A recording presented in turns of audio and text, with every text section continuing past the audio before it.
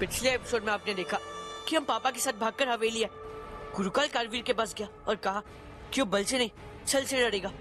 माया अपना कवच निकाल ही रही थी कि शकूर ने गुरुकाल का दिया हुआ झाड़ी चुना माया पे फेंका और माया को हम सब वैसी दरिंदे दिखने लगे और गुरुकाल ने उसे अपनी गुफा में ले आया जहाँ कालवीर उसकी बलि चढ़ाने ही वाला था कि हम वहाँ पहुंचे। लेकिन गुरुकाल हम पे बड़ा भारी और माया ने हमारी जान बचाने के लिए अपना कवच त्याग दिया। गुरुकाल ने वो कवच अपने कब्जे में ले लिया और कालवीर का दिल लेके उसे वहां से भगा दिया। वो दिल गुरुकाल ने एक बक्से में रखा और मैंने एक चुंबक बना के वो बक्सा और कवच दोनों अपने कब्जे में कर लिए। अब देखिए आगे।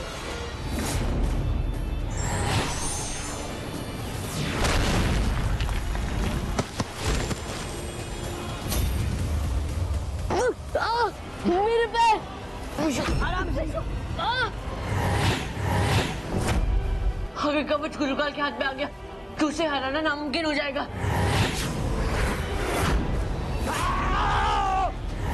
चिमटी मारा।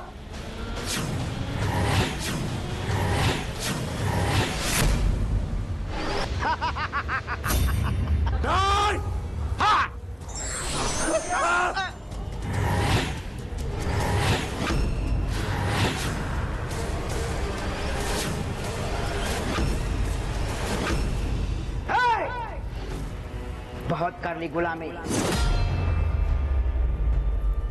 और अब शकूर बनेगा सबसे शक्तिशाली महाशक्तिशाली गुरुकाल।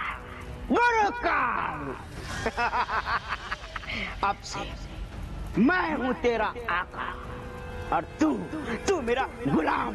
शकूर चल घुटने टेक मेरे सामने। शकूर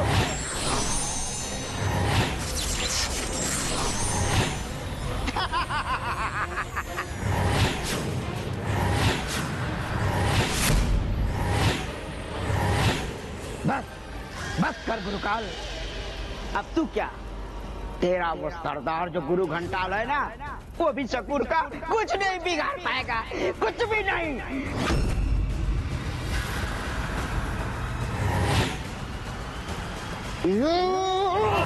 शकूर तू पागल हो गया है क्या? हाँ, शकूर खुशी से पागल हो गया है।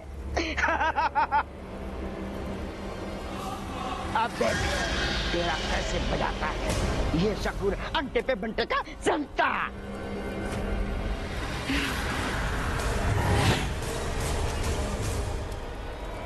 रुक जा मैं घुटने टेकने के लिए तैयार हूं।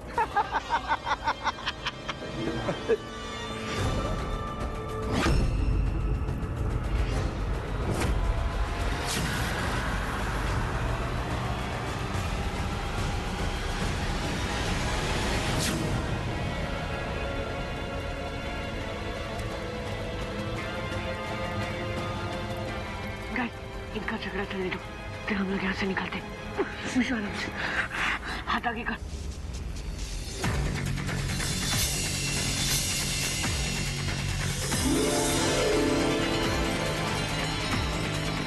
और नागिन तू हैं? मैं तुझे आऊ आऊ करके भागता था और तू जाऊ जाऊ करके भगा रही थी। पर अब तू मुझसे शादी करेगी। तू इस घन चक्कर को यहाँ से भगाएगी क्योंकि मैं जीत चुका हूँ ये स्वयंवर।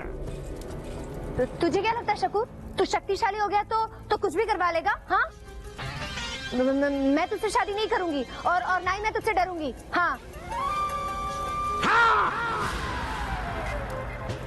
तू डरेगी भी और मुझसे शादी भी करेगी।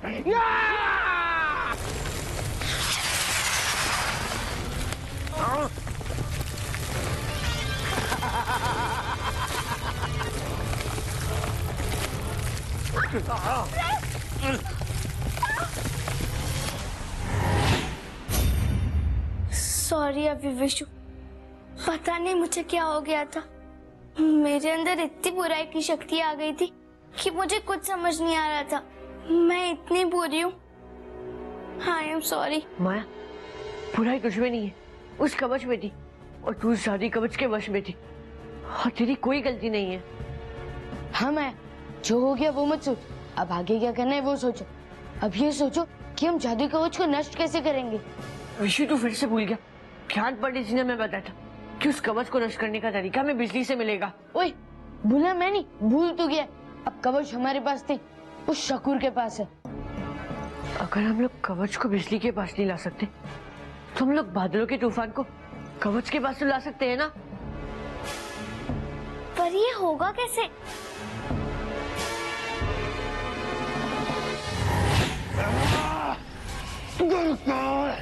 तूने मेरे साथ धोखा किया है और कालवीर के साथ धोखा।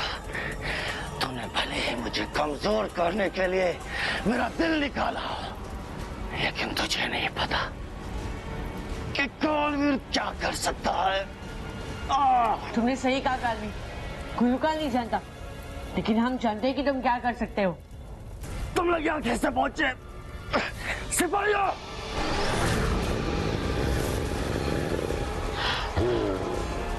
रुक गए निकालवी। हम यहाँ तुमसे झगड़ा करने नहीं आए, हम तुमसे एक सौदा करने आए। नहीं, मुझे कोई सौदा नहीं करना तुम लोगों से। तुम लोग भी गुरुकाल की तरह अंत में मुझसे धोखा ही करोगे। तुम हमारी बराबरी गुरुकाल से कर रहे हो। गुरुकाल हमारा भी दुश्मन है, और दुश्मन का दुश्मन तो दोस्त होता है ना। हम आपसे वादा करते कि हम आपको आपका कवच लौटा देंगे, लेकिन आपको भी वादा करना होगा कि कवच पहनने के बाद आप पृथ्वी लोक के किसी भी निर्दोष जीव पर हमला नहीं करोगे।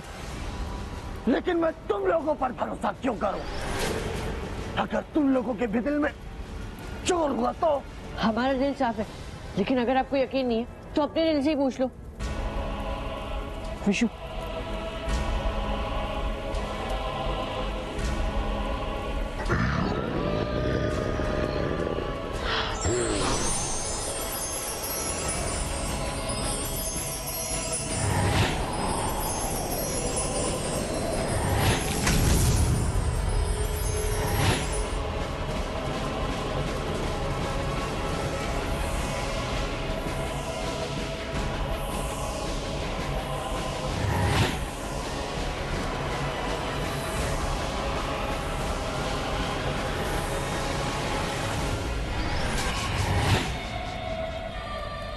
बहुत खूब बच्चों,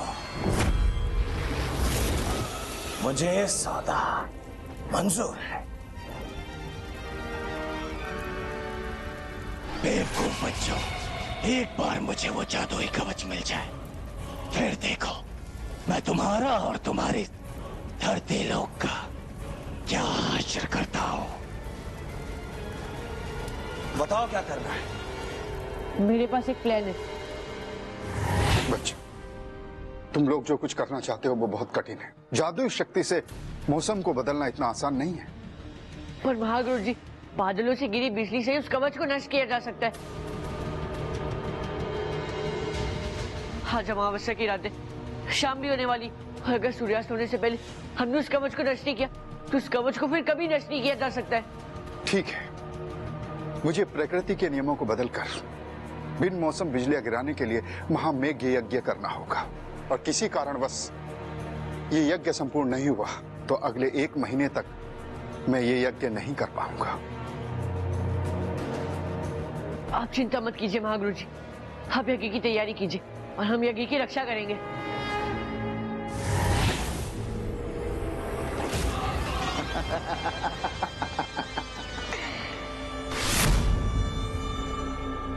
देखूं तो सही, कवच के वजह से मुझ में कितनी शक्ति आ गई है।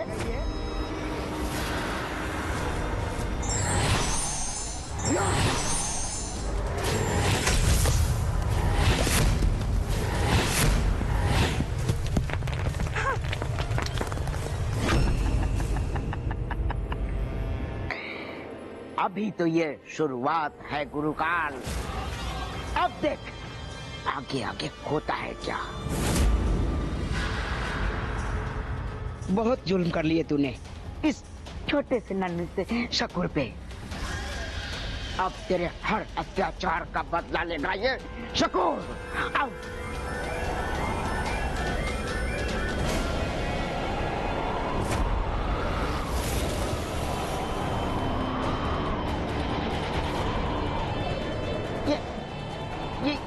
इतनी जल्दी मौसम कैसे बदलने लगा?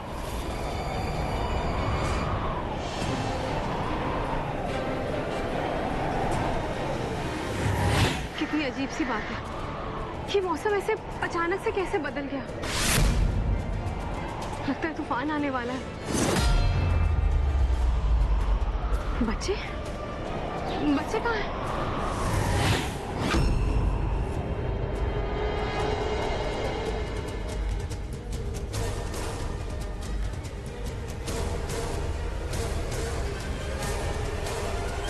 जरूर रुद्र के रक्षक महागुरु के साथ मिलकर कोई चाल चल रहा है। मैं उन्हें कभी कामयाब नहीं होने दूंगा गुरुकाल। जाओ मेरे गुलाम और जाकर यज्ञ को रोक दो। अबे जाना। जाता हूँ और इस हवन अग्नि को बुझा देता हूँ।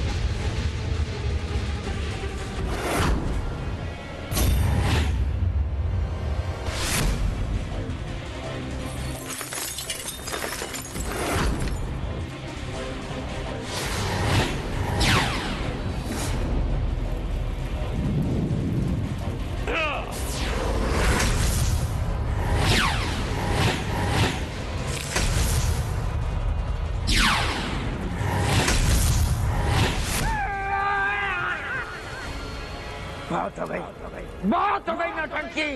अब देख शकूर कैसे बचाएगा। खाली बड़ी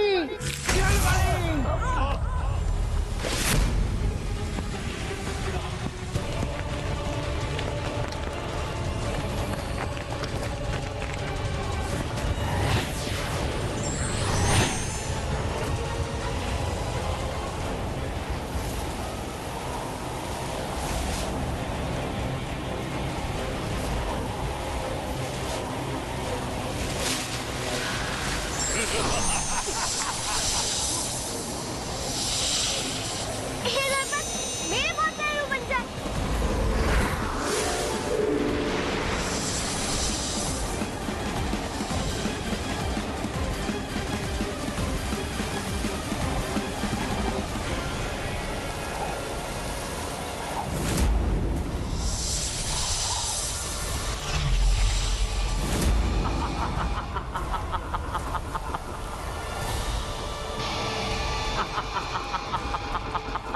तुम मुझे देखकर चौंक चुका है गुरुकाल। पहले मैं अपना जादुई कवच छीनूंगा,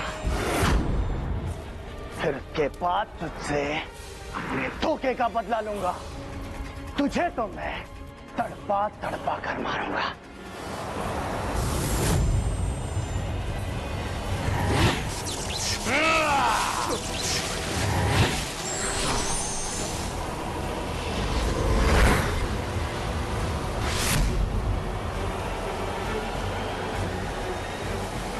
तुझे तो मैं बाद में देखूंगा गुरुकाल। अमावस्या आने वाली है, पहले शकूर से अपना कवच तो ले लो। नहीं, अब ये कवच मेरा है। मैं इसे किसी को भी नहीं दूंगा।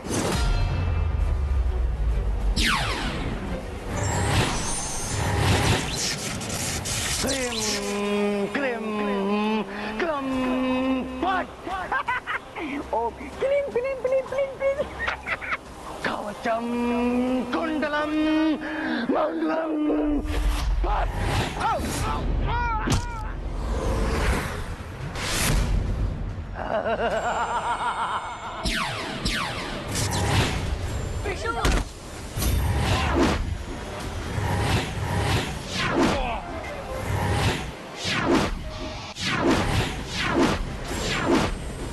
गुरुकाल, अगर मेरे बच्चों को हाथ भी लगा तो हाथ काट के रख दूंगा तेरे।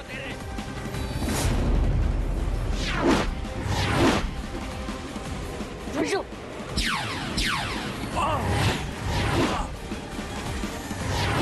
रागिल,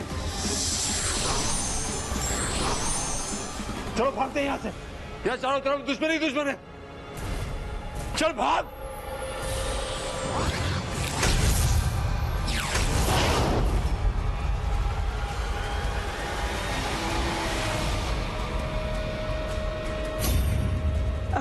रुको, रुको, मैं तुम्हें कवच देता हूँ। रुक जा, मुझे जाने दो। एक मिनट दे रहा हूँ।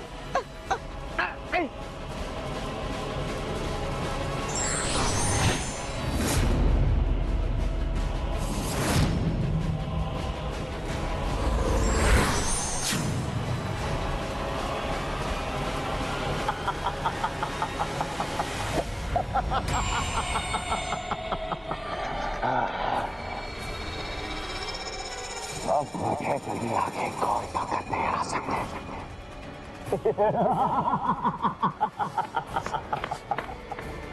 क्योंकि अब मेरे पास मेरा जादुई कवच है। अरे तुम भूल गए क्या अपना वादा? तुमने कहा था कि अगर तुम्हें अपना कवच मिल जाएगा तो तुम किसी पर भी हमला नहीं करोगे। कौन सा वादा? मुझे तो कोई वादा नहीं। मुझे बस एक वादा याद है जो मैंने खुद से किया था।